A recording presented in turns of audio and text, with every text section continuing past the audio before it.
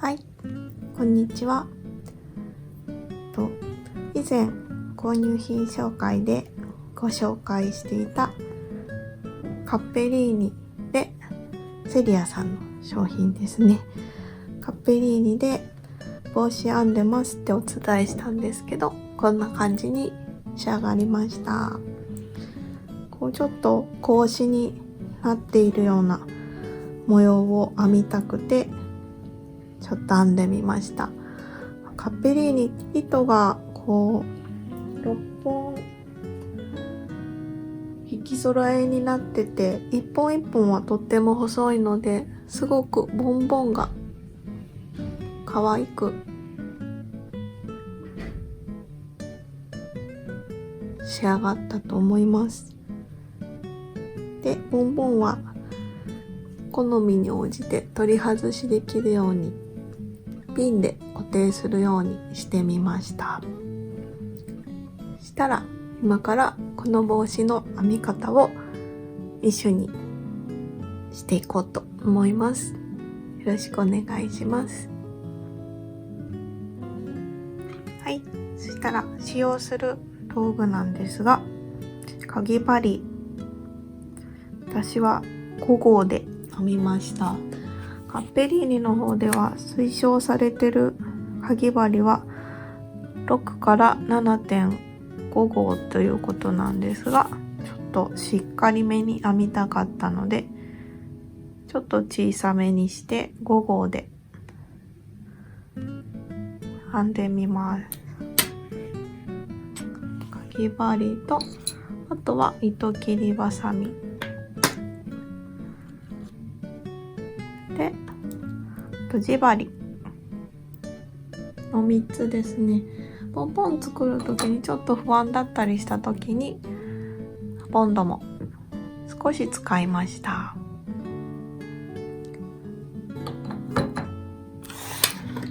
で、使用した材料なんですが、材料はもうカッペリーニのこの糸のみで、なんと合成に4玉、ボンボンも合わせて4玉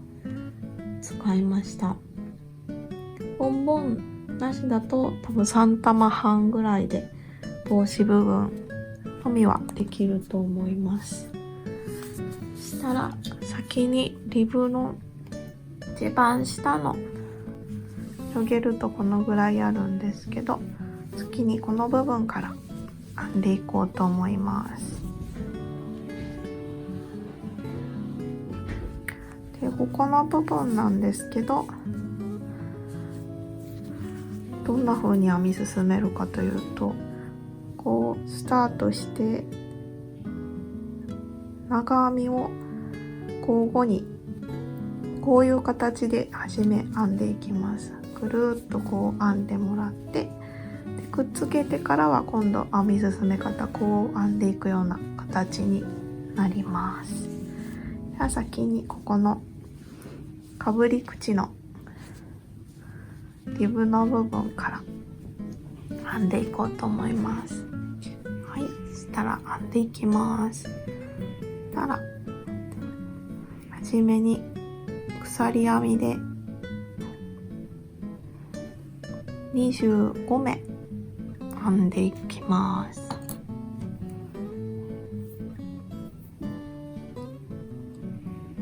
ここはちょっと緩めに編んでもらっていいと思います。1、24、25、はい、25編めました。そしたら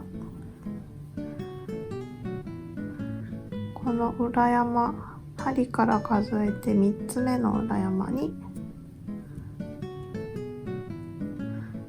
カッペリーニ割れやすいんでちょっと気をつけてもらって針を刺してもらって、長編みをずっと端まで編んでいきます。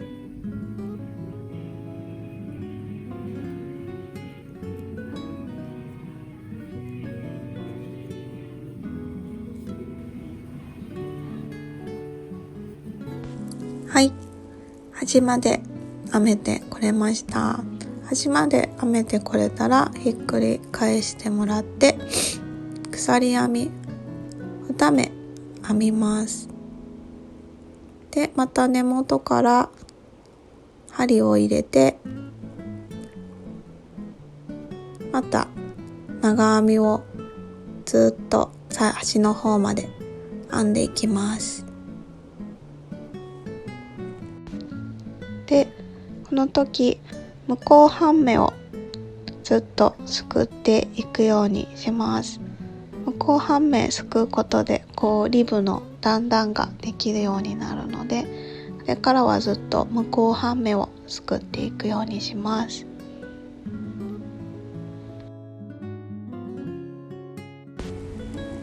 はい、また最後の端まで長編み編んでこれました。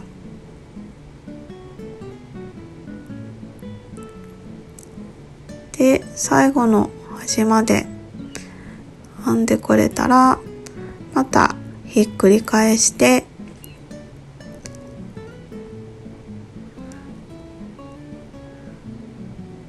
ずっと同じように編んでいくようにします。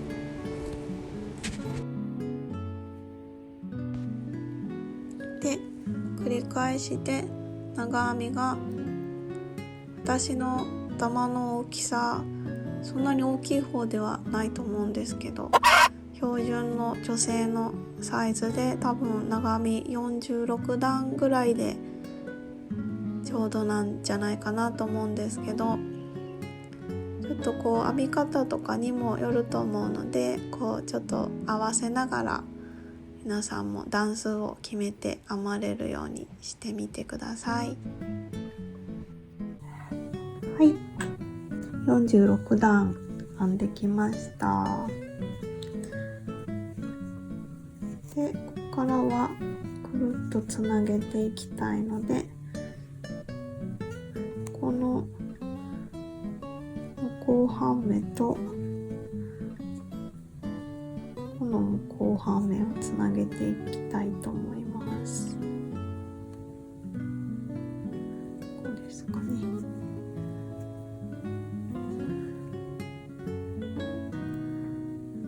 で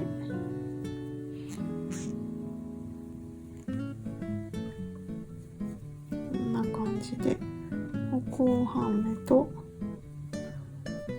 向こう半目を取って引き抜いていく感じでつなげていこうと思います。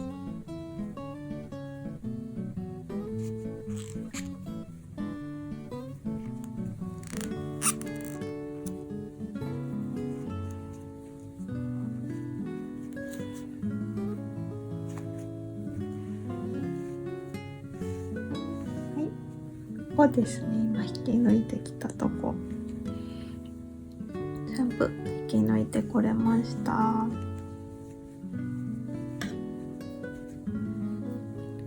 感じでそんなに目立たないんじゃないかなと思います。言われたらねちょっとわかる感じですけど、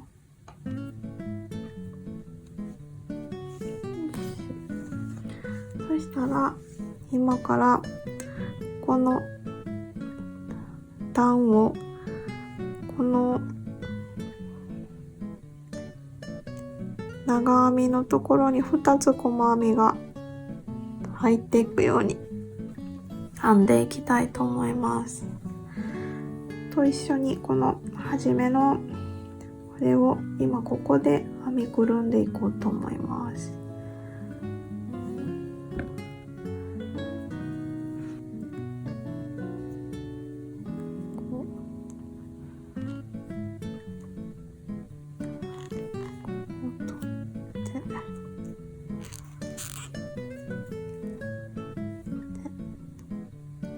次はここにしましょうか。どこを取ってもいいんですけどね。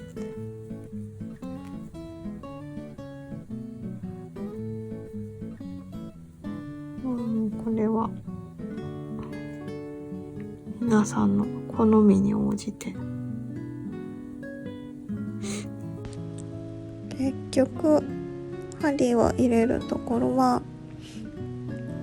参考までになんですけど、ここの目のところとあ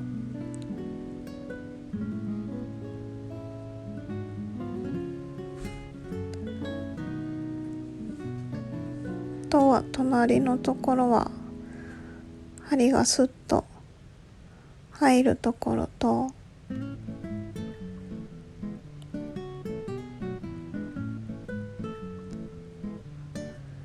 であとは手前のところと奥のところをすくって、あとの2目は細編みをしていこうと思います。あとは細編みでぐるっと一周編み進めていこうと思います。はい、細編みぐるっと一周編めたら引き抜いてもらって、で鎖編み3つで立ち上がります。で鎖編み3つで立ち上がったら、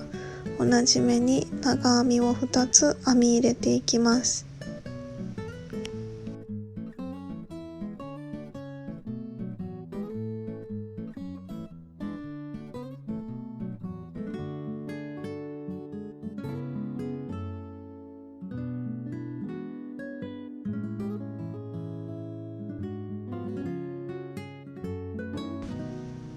で隣の1目は飛ばしてもらって、その次の目から3つ長編みを編み入れていきます。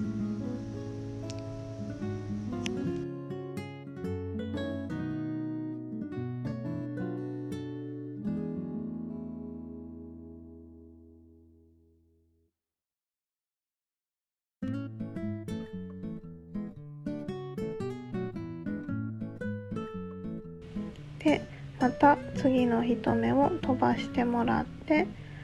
同じ目に長編みを3つ編み入れる。でまた1目飛ばしてもらって、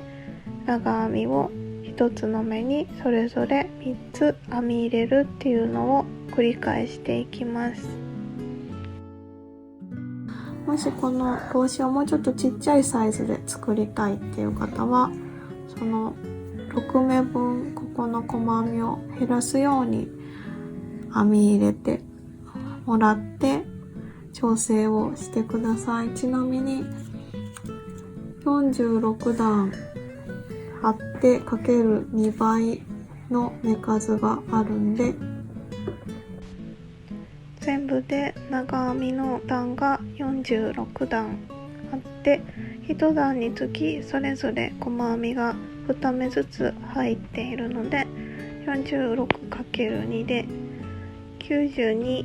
細編みが編み込まれていることになります。でパターンが6目で1パターンなので 92÷6 で15パターン作れるんですけど、2目余るので、その2目分の細編みは途中で調節していくことにします。初めの細編みの時点で2目調節してもらってもいいですし、2段目のこの長編みの段で調節してもらってもどちらでも構いません。そしたらもう一度2段目のパターンを一緒にしていきたいと思います。1目開けたところに針を刺してもらって、長編みを1つの目に3つ編み入れます。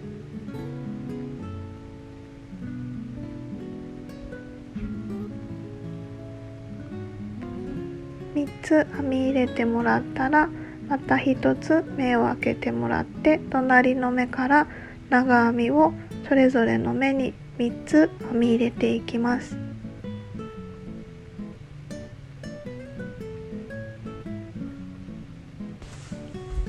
でまた1目開けてっていうのを1周繰り返し編んでいきます。い、一周編んできました。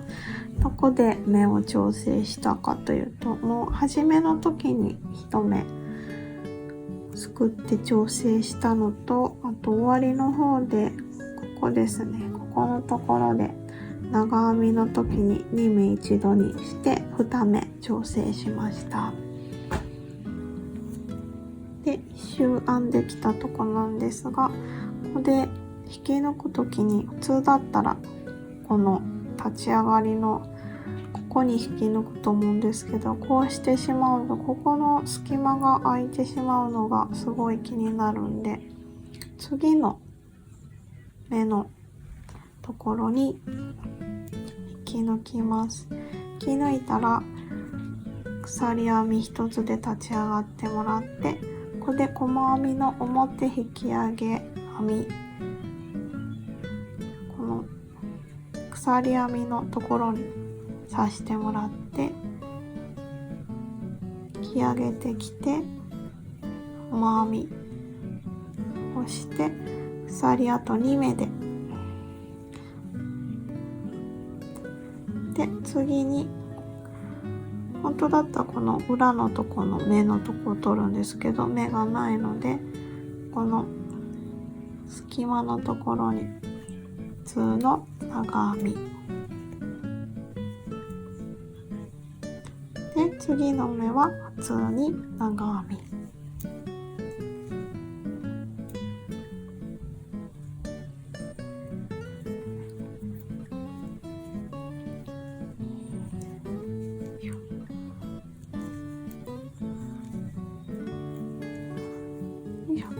で、次の目も普通に長編みをして、の後に長編みの、今度は長編みですね、長編みの表引き上げ編み、や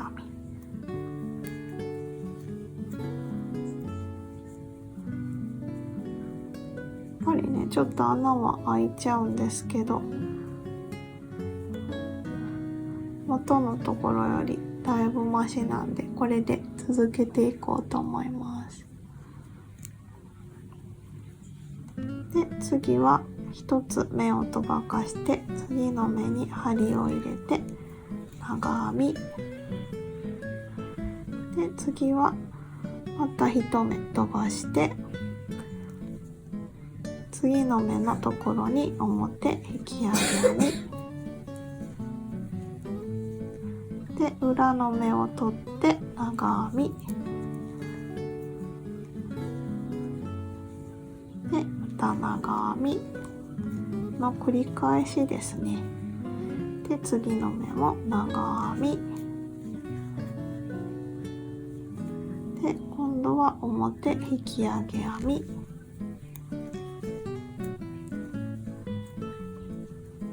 で、一つ目を開けてもらって、次の目に長編み、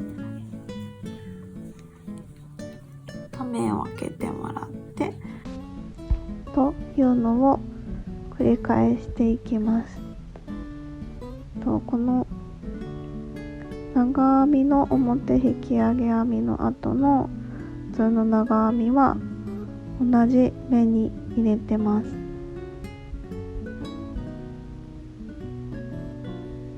こうすることによって V 字の V ができるようになるので、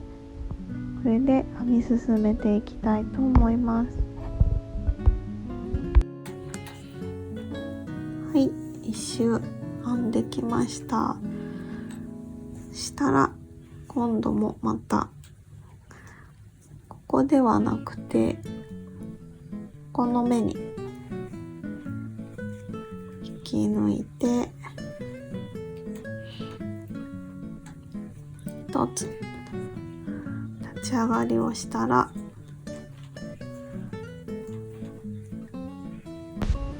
細編みの表引き上げ編みをします。したらその後に2つ鎖編みを編みます。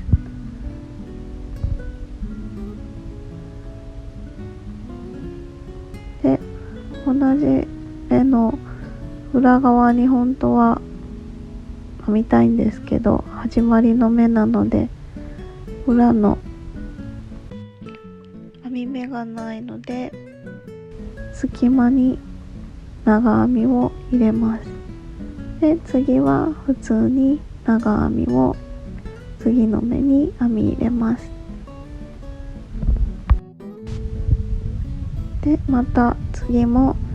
長編みを次の目に編み入れます。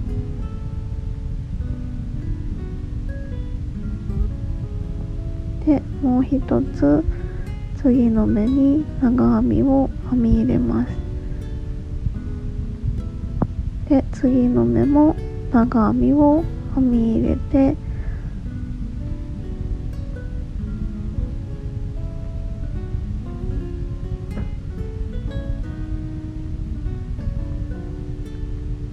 同じ目に長編みの表引き上げ編みを編みます。ここが完成ですね。で、次は一つ目を飛ばして次の目に表引き上げ編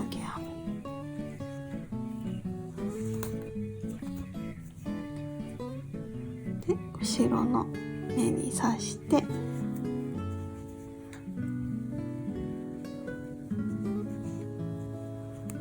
長編み、長編み、長編み、長編み、長編みで、今度裏表引き上げ編みの繰り返しをしていきます。はい、一周編んできました。次は鎖編みでループになったところに引き抜いてもらって、鎖編み一つで立ち上がり、今度はこの引き上げ編みの両方すくってもらって、細編みの表引き上げ編みで2つ鎖編みで、次の目に刺してもらって長編み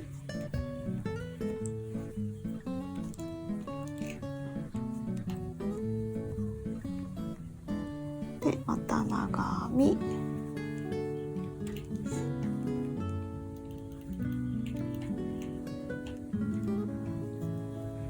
長編み、長編み、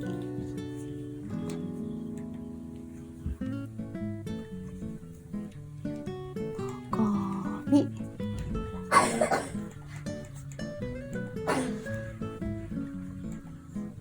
としてもらったら、2つ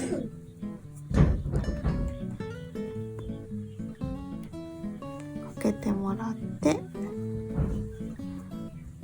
表引き上げ編み、表引き上げ編みの繰り返しですね。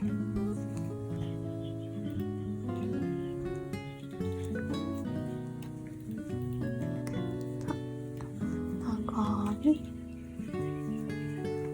長編み、長編み、長編み、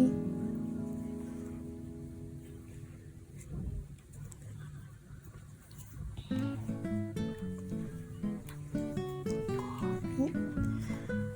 と編んだら2つ刺してもらって、表引き上げ編み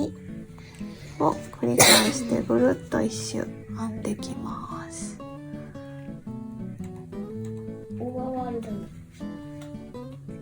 一周編んできました。で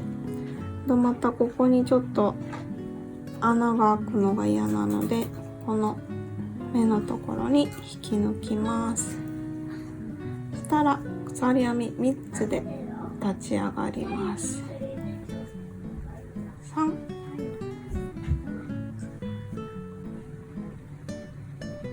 表引き上げ編みを根元の目に編みます。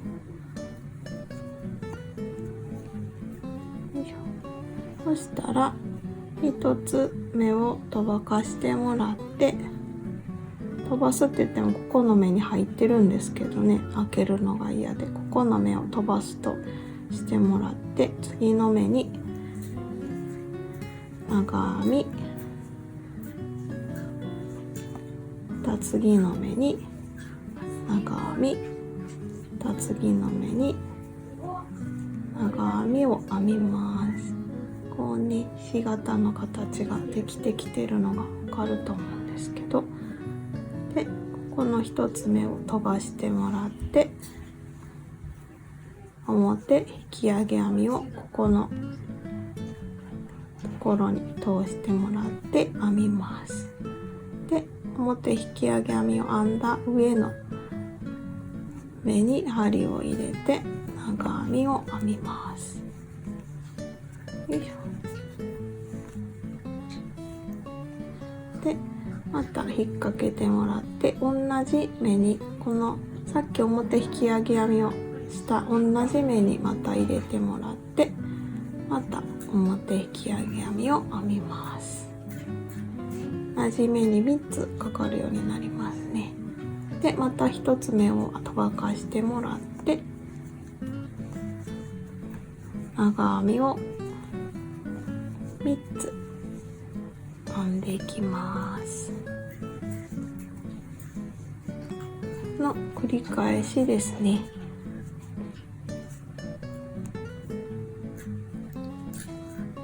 またぐるっと1周編んでこようと思います。はい、また1周編んできたところです。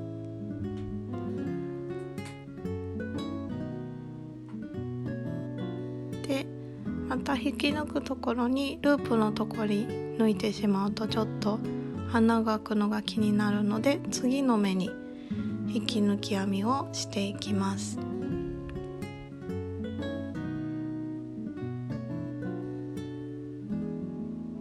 で引き抜いてもらったら鎖編み3つで立ち上がります。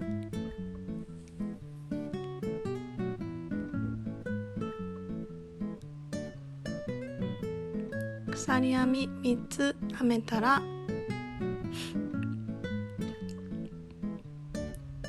次の目に長編みを編んでいきます。で同じ目に長編みの表引き上げ編みを編み入れます。で1つ目を飛ばしてもらって、その次の目にまた長編みを編み入れます。でまた目を1つ飛ばしてもらって、次の目の根元に長編みの表引き上げ編みを編みます。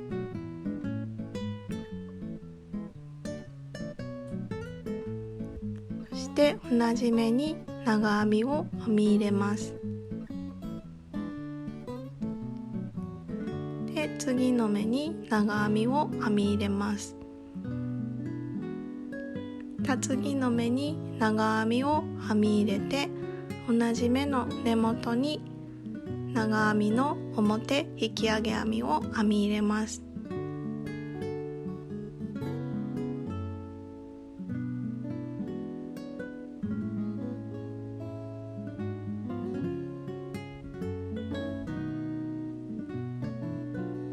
これの繰り返しになります。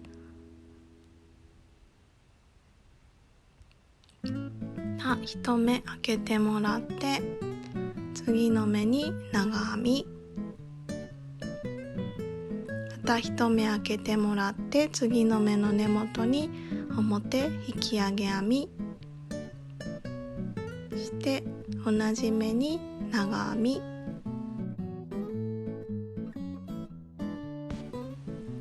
そして次の目にまた長編みで、また次の目に長編みを編み入れて、根元のところに長編みの表引き上げ編みを編み入れます。で、また一つ飛ばしてもらって長編みを編み入れます。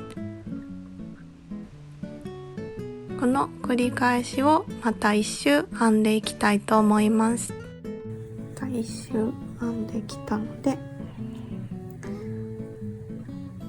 こ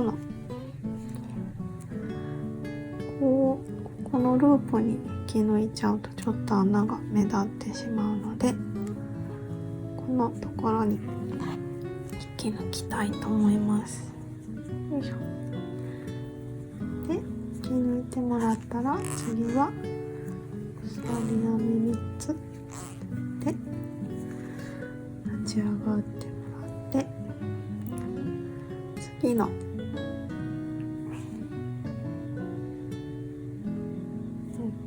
の目に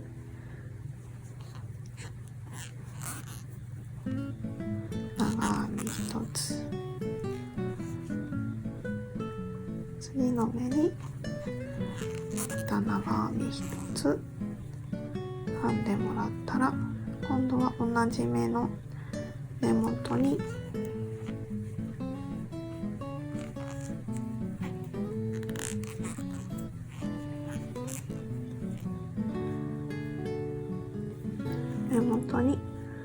表引き上げ編みを編んでもらって、また1目飛ばしてもらって、次の目の根元に表引き上げ編み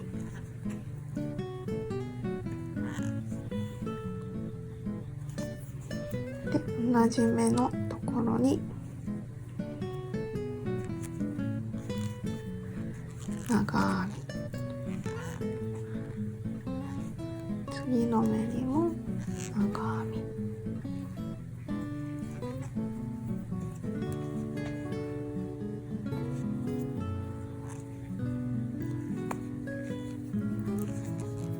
次の目にも長編み、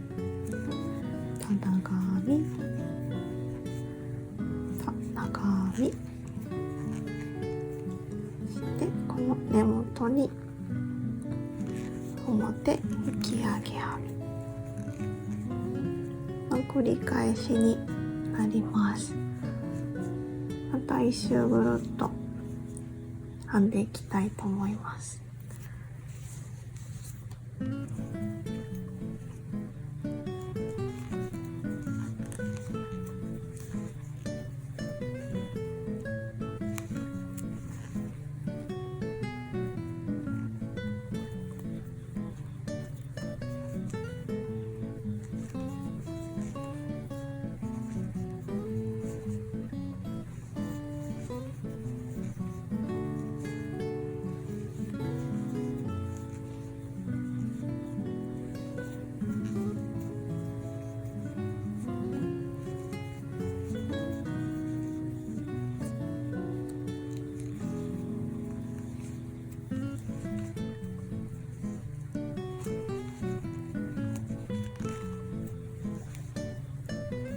はい、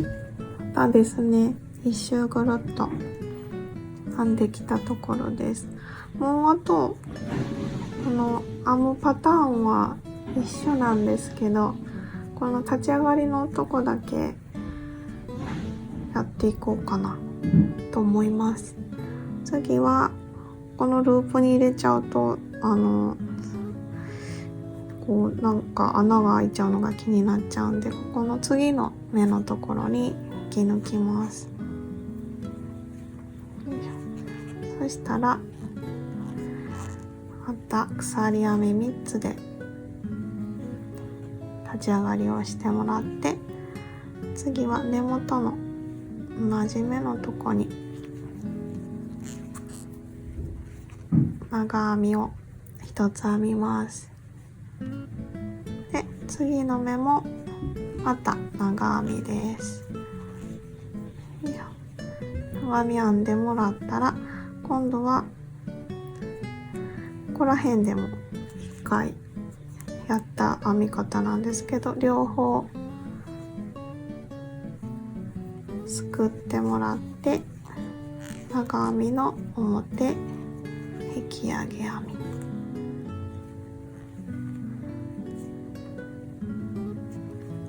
で、また次の上に長編み5つ、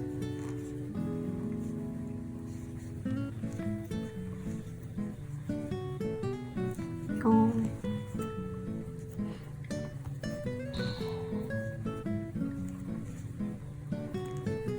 5と編んでもらったら、また両方、わかりますかね、すくってもらって表引き上げ編みと、この繰り返しですね。またぐるっと編んでいきます。もうね、パターンは一緒なんでそんなに難しいことないかなと思うんですけど、なんか模様の出るように編んでいくっていうのを分かったら、もうどこに引き上げ編みしていくか編んでたら分かってくるので、多分そんなにこう動画で見ていただくよりかは難しいことないと思うんですけど、実際編んでみたらこういうことかって、分かったってなると思うんですけど、ではめてもらって、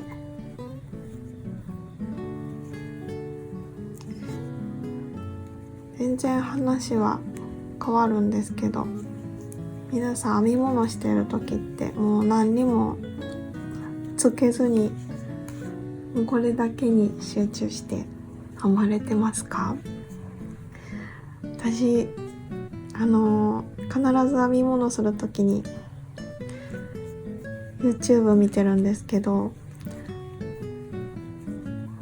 編み物の YouTube 見る時もあれば、もう大概私大好きなのがちょっとホラー系が好きで、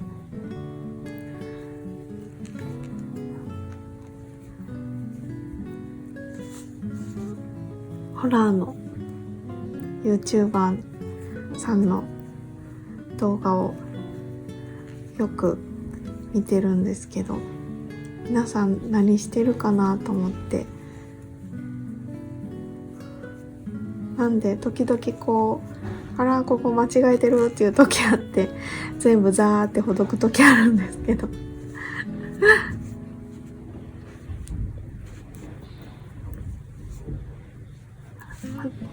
また編み物する時こんなのしてるよっていうのあったら教えていただきたいです。ではまたぐるっと一周編んでいきたいと思います。はい、また一周編んできました。あとはね、パターン、編み方のパターンは一緒なんですけど、ここまでここまでやろうかな。このね、ひし形がこうなるとこまで、立ち上がりのとこはやっていこうと思います。でまたこのループに引っこ抜いちゃうと穴が大きくなっちゃうんで、次の目のところに引き抜いてもらって、また鎖編み3つで立ち上がります。ただ同じ目に長編みを編んでもらって、で1つ目を飛ばして、次の目の根元に長編みの表引き上げ編みで、裏の拾ってない目のとこに普通の長編みで、また同じ根元に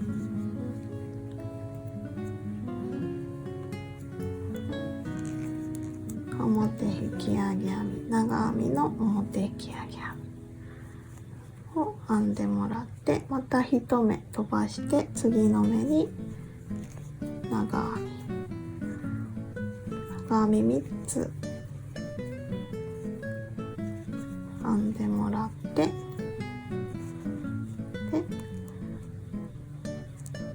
1つ目を飛ばしてもう1つ向こうの目に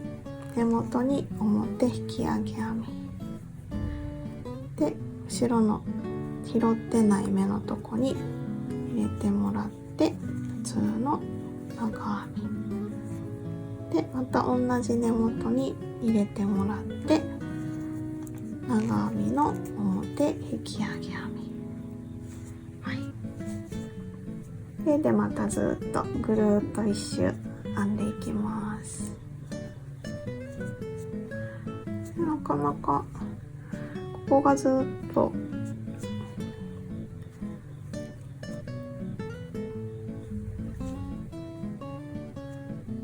つないできてるとこなんですけど、あんまり分かりにくいですよね。穴も目立たないし。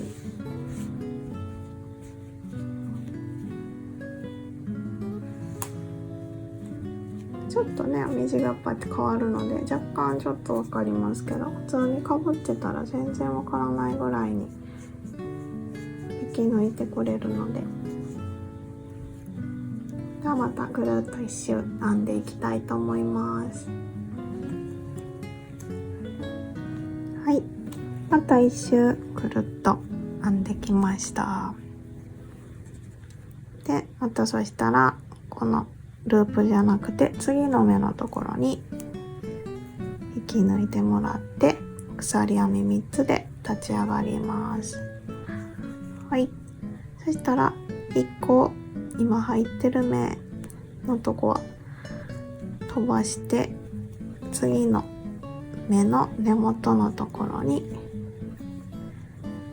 表引き上げ編み、長編みの表引き上げ編みをしてもらって、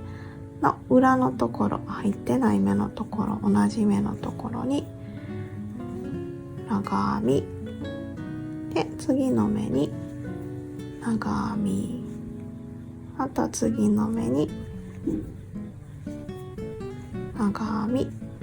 で、同じ目の根元のところに表引き上げ編み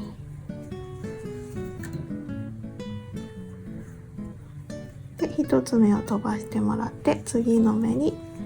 長編みで、また1つ目を飛ばしてもらって次の目の根元に表引き上げ編みで、裏の入ってない目のところに長編みで、次の目に長編み、また次の目に長編みで、同じ目の根元のところに表引き上げ編みですね。でこれをずっとまたぐるっと一周していきたいと思います。はい、また一周編んできました。次なんですけど、ここはループのとこに引き抜くのでもいいんですけど、さっきどっかでは引き抜いた気がするでもやっぱり一つ向こうの目に引き抜こうかな。よいしょ。はい、引き抜いたら一つ鎖編みで立ち上がって、次の目の根元のところに表引き上げ編み、今度は長編みじゃなくて普通の表引き上げ編みをしてもらって、ここからまた2つ鎖編みでいきます。で次は裏の回ってない目に入れてもらって普通の長編みで、次の目に長編み次の目にも長編み、次の目にも長編みで長編み、表引き上げ編みの間に5つ長編みが入る感じで、また根元にこの長編みと同じ目の根元に表引き上げ編み、長編みの表引き上げ編みを編んで、次は1目飛ばして次の目の根元の表引き上げ編みという感じでまたぐるっと編んでいきます。裏の根元のところに、裏の根元じゃない、裏の入ってない根のところに長編みで長編み、長編み、長編み、もう一つ長編みで、今長編みしたところと同じ目の根元のところに長編みの表引き上げ編み、はい、それでまたぐるっと一周編んでいきます。はい、一周編んできました。たらまたこのループのとこじゃなくて次の目のとこに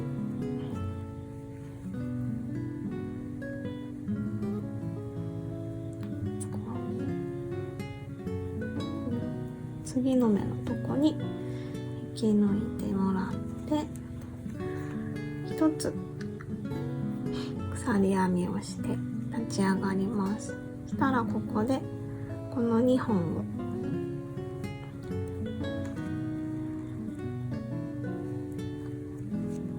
表引き上げ編みをしてきた2本のところすくってもらって、これは普通の細編みの表引き上げ編みをします。で、鎖編み2つで仕上がって、で次の目のところに長編み5つ、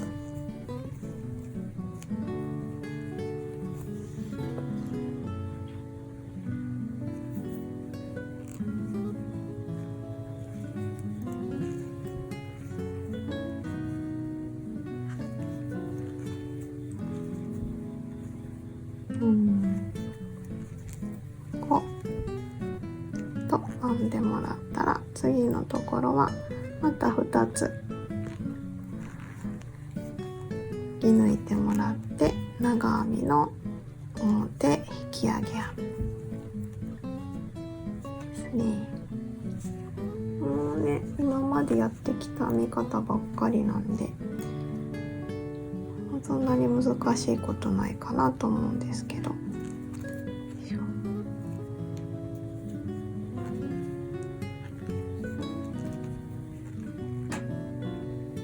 長編み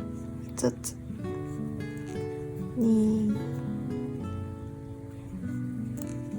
3、4、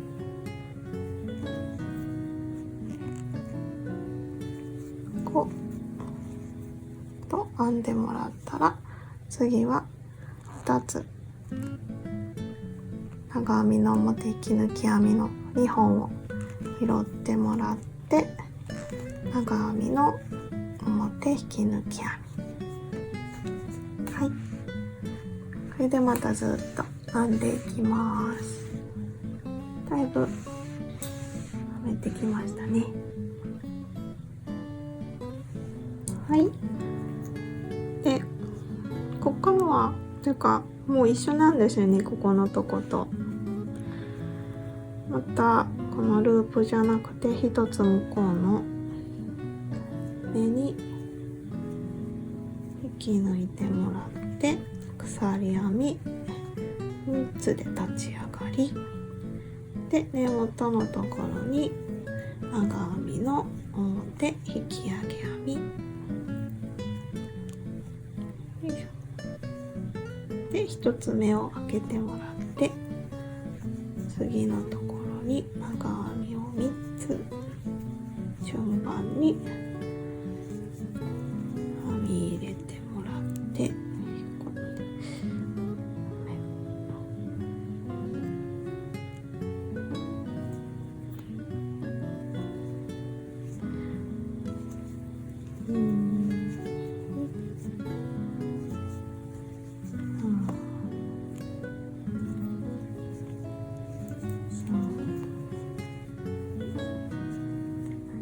一つ目を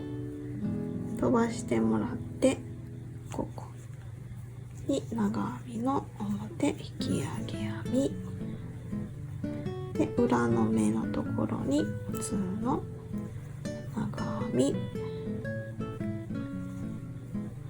で、同じ目の根元のところに長編みの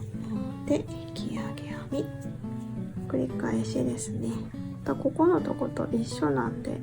あとはいいかなと思うんですけど、ここのダイヤ型のここになる部分までぐるっと同じように編んでいきたいと思います。はい、3玉目でこのぐらいまで編めてきました。最後のひし形のところの途中までですね。からまた4玉目つないでいきたいと思います。はい、一周というか、このひし形になるとこまで編んできました。でここからは目をこう、なんて言ったらいいのかな、減らし目をしていくんですけど、長編みは長編みでずっと続けていこうと思います。1、2、3で鎖3つで立ち上がってもらって、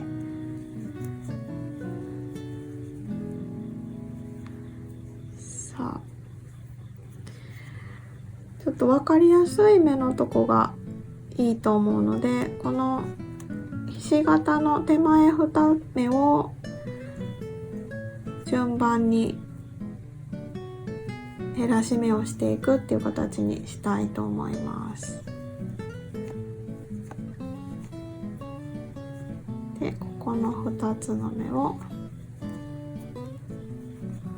一気に抜いてもらって減らし目、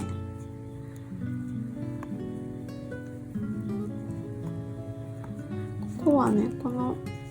こもなんか目のように見えるんですけど、ここを引いちゃうとこのひし形のところがこう開いちゃうので、ここは取らずに次の目にいきます。よいしょ。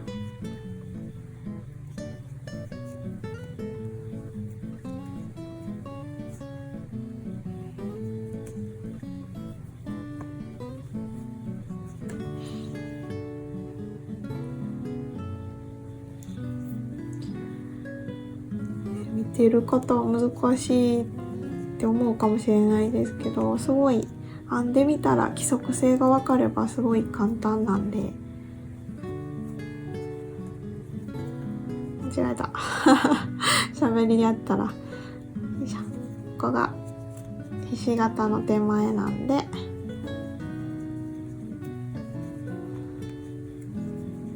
長編みの未完成のを2つ作って一気に引き抜く。でここはひし形のところなんで飛ばして、次の目にまた長編みをしていくという形で、ずっとまた一周編み進めていきたいと思います。これだけ見たらなんかおしゃれな腹巻きみたいに見えますね。まだすぼめてないから、だんだんと帽子の形になっていくので張って編んでいきましょう。はい、減らし目をしながら一周編んできました。そしたらまた立ち上がり3つの鎖編みで立ち上がってもらって、でこのひし形の手前で減らし目をするっていう風にしたので、ここで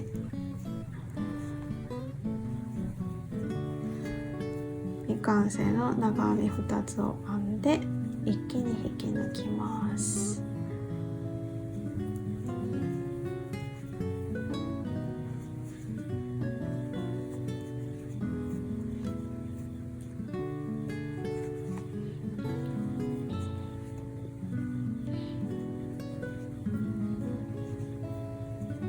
でまたC 型の手前2目のところに来たので、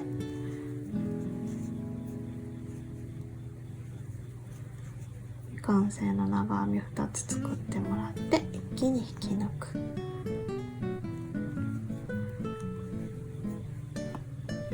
っていうのをまたずっと繰り返して編んでいきます。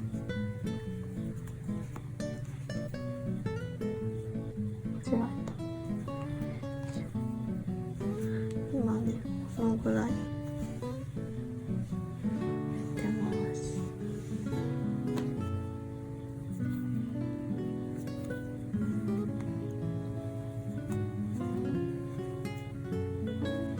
はい、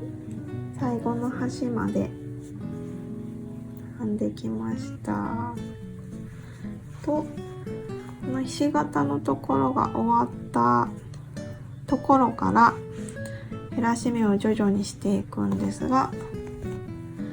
一番初めの段は長編み1234して2目減らし目、1234して2目減らし目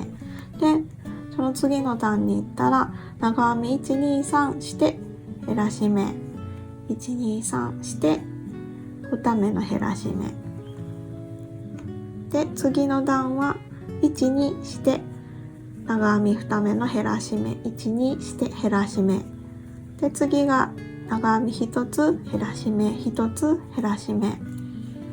で、次の段に行ったら減らし目減らし目減らし目っていう形でいくんですけど、この減らし目減らし目っていうところになってからの段はずっとこの2目一度に編むような形の減らし目をずっとしていきます。で、次の段も同じで2目一度に減らす減らし目をしていって、で最後の段だけ細編みで細編み2目一度にすくう形の減らし目で最後終わります。で最後の端の細編みのところが終わったところで穴がこのくらいなんで、糸カットしてもらってくるっとあとすくってもらって縛って終わりにしたいと思います。はい、可愛く帽子の部分が出来上がりました。なんか気持ちいい。グレーのものよりネイビーの方が柔らかい気がしますね。気のせいかな。やっぱり柔らかい気がしますね。糸の差なのかな。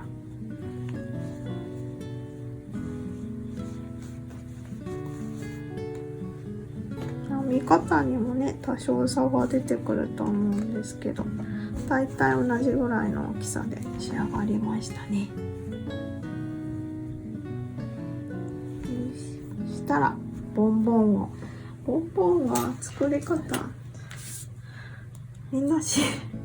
わかりますよね。そんなに動画にする必要はひょっとしたらないのかもしれないですけど、一応どんな感じでしてるかはやっておこうかな。なんでもいいんですけど、ボンボンの大きさになるぐらいの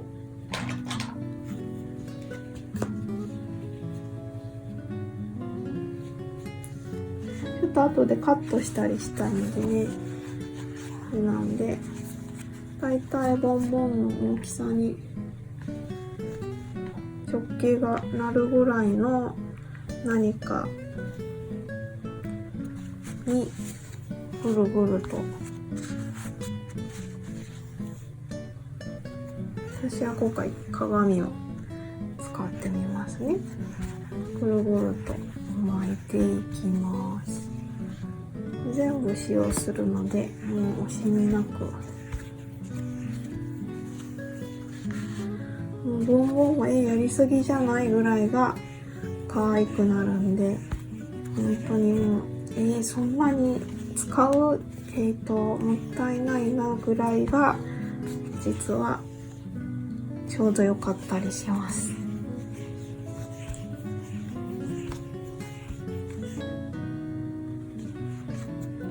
このぐらい巻いてきました。そしたらでこう抜いてもらったら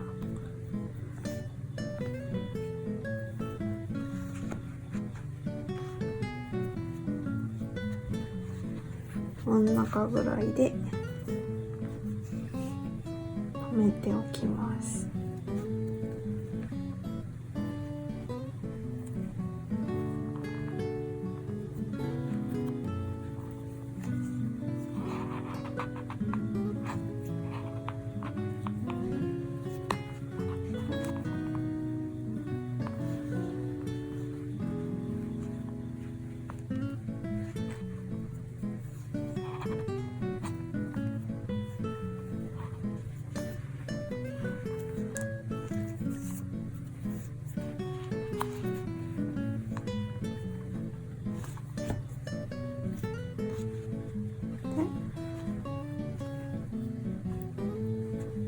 留めれたらちょっとこう適当に割ってもらって、でこれでまた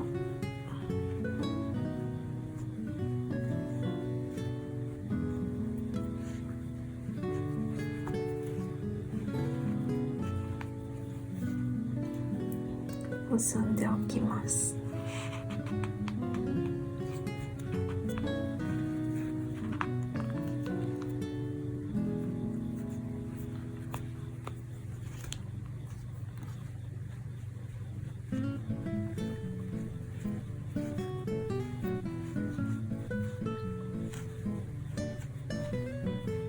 でまた割ってもらって、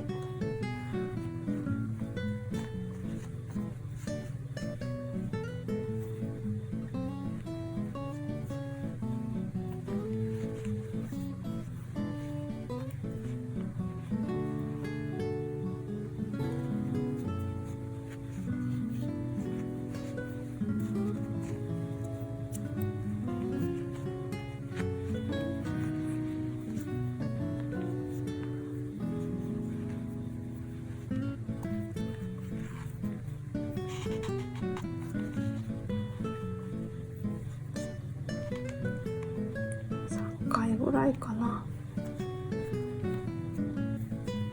でくくっておきます。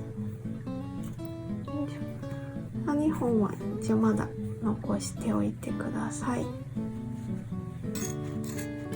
そしたらカットしていきます。もう大胆に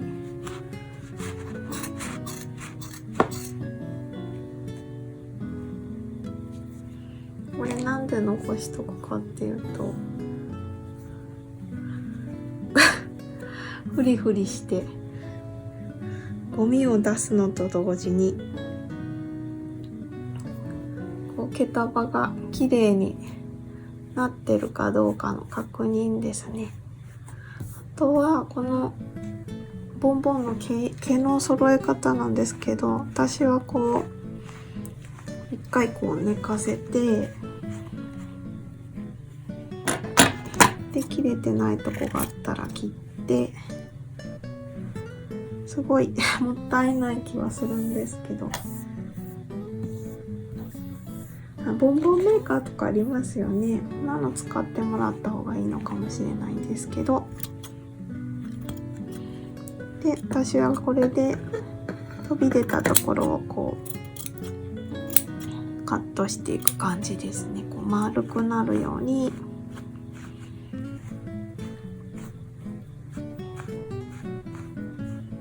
カットしていきます。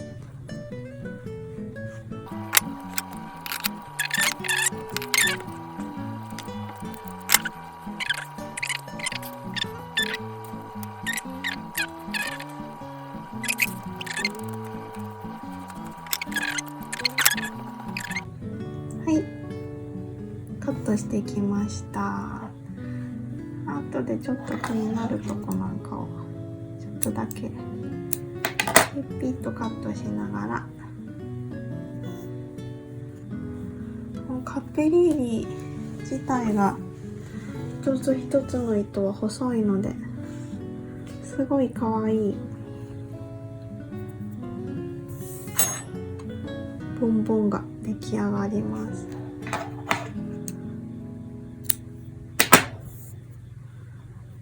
で最後残しておいたここの2本なんですが、これは何に使うかというと、もうボンボンをそのまま絶対もうつけたまんま使用するって言ったらそのまんま結んでもらったらいいと思うんですけど、てっぺんのところに私はつけたり取ったりしたいかなと思ってピンをボンボンにつけてます。なのでこれもボンボンはピンにくっつけようと思います。ダイソーで10個入りで100円だったのがもうなくなっちゃいましたって言ってたんですけど、セリアでなんと8個入りかな、8個入りで100円のブローチピンが売ってたのでよかったと思って購入してきました。さすがセリアさん。このブローチピンをここにつけていきたいと思います。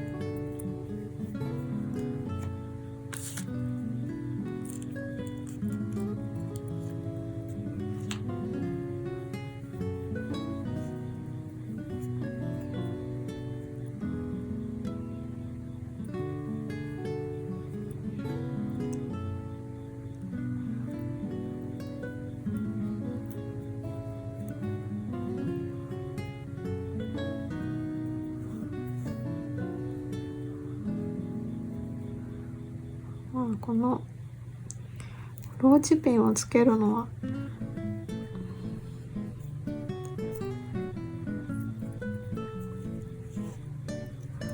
適当につけたらいいんで、別に動画にしなくてもいいかなと思うんですけど、とりあえず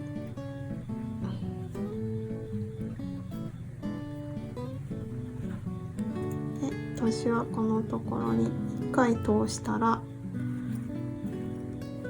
もうあとは巻き巻き後ろに巻きつけるようにしてます。こっちの巻き方とは反対向きになるように反対の糸端を巻いていきます。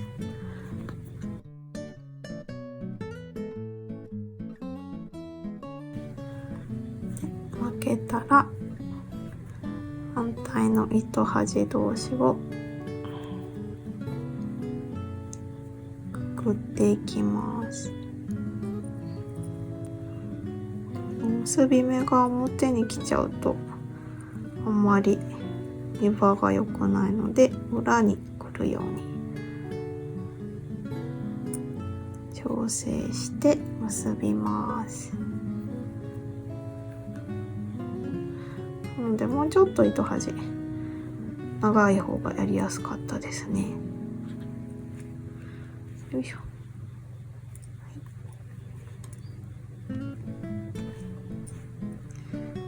で、上に調整してもらって、でこの結んだ糸端同士は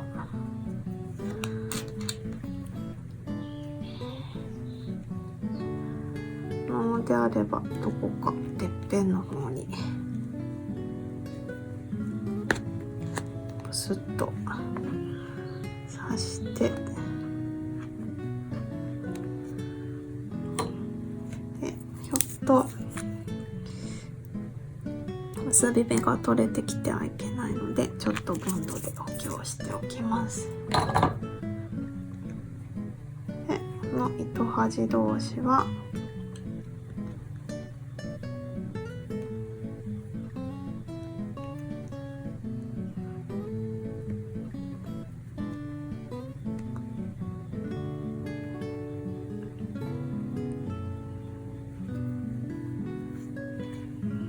針の先に入れてもらって、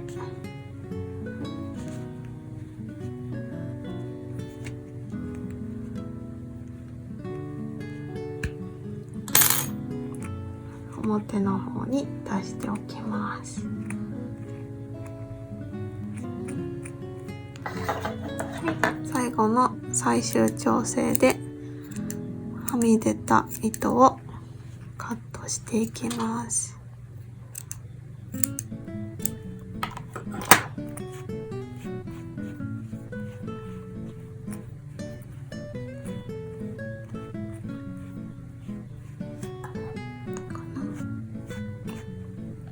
はい、ボンボンに無事にピンをつけることができました。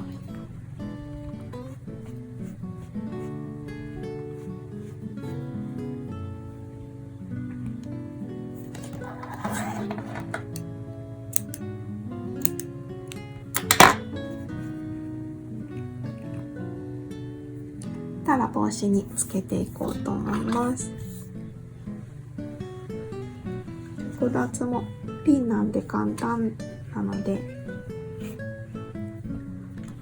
簡単に 2way にできていいと思います。はい、したら一応大きさを測っていきましょうか。この編み柄はもう全然調整可能なんで、自分の頭の大きさに合わせて作っていただいたらいいと思うんですけど、大概の大人の方はかぶれるぐらいの大きさだと思います。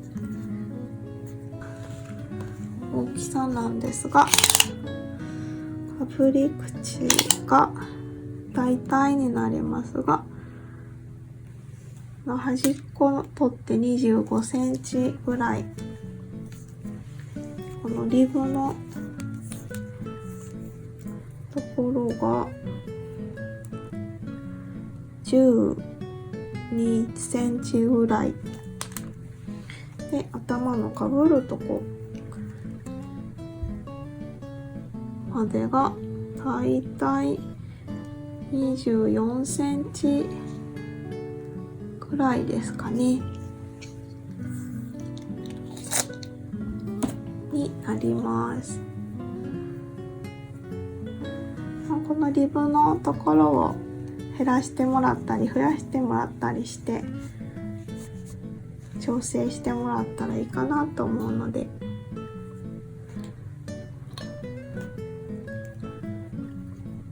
皆さんも簡単に可愛い帽子が作れるので、ぜひ編んでみてください。そしたらまた。